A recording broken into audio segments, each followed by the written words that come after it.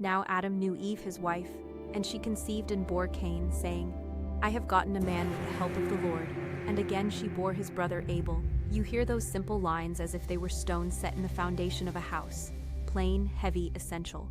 Roland rests a gauntleted hand on his shield and listens, the metal whispering like distant rain. You follow the scene into the first gestures of human labor. Abel keeps sheep, Cain tills the ground. Their work is tactile, wool, soil, sweat. In the language of labor, each brother offers back what they have.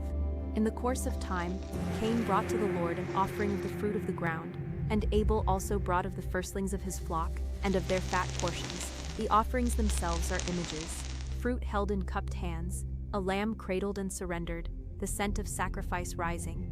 And the Lord had respect unto Abel and to his offering, but unto Cain and to his offering he had not respect. Here is the pivot, your chest tightens at the tilt of divine regard. Roland's voice, when he speaks, is low and exact. Note the quiet injustice, or the inscrutable preference. Either way, it plants a seed. Cain is angry, his countenance falls. You see him, head bowed, the dust at his boots. The exchange that follows is brief and bracing. Why art thou wroth, and why is thy countenance fallen? If thou doest well, shalt thou not be accepted? The counsel is practical and moral. Work, humility, choice, yet the undercurrent is human and raw, jealousy. Roland taps his shield once, a sound like a judge's gavel. Human choices shape destiny, he says. Then the most tragic of mornings, Cain invites Abel into the field, and there Cain rises up against Abel his brother and kills him. The earth registers the crime, the blood cries out. You feel a tremor, not because the act is sensational, but because it reveals the fragile architecture of kinship and conscience. Roland does not flinch. His face under the helm is unreadable. He simply allows the fact to remain stark and terrible. God questions Cain, Where is Abel thy brother? And Cain answers, I know not. Am I my brother's keeper? The line sits like a challenge.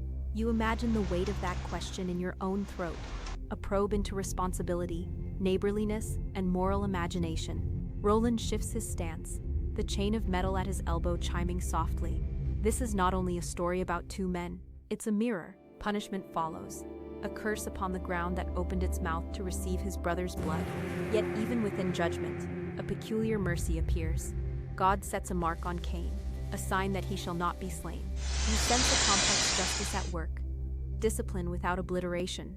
The night breathes through his visor, a small exhalation that could be pity or relief. The narrative moves outward. Cain departs and builds a city, naming it after his son Enoch. From this one violent act arises lineage and labor, songs and inventions.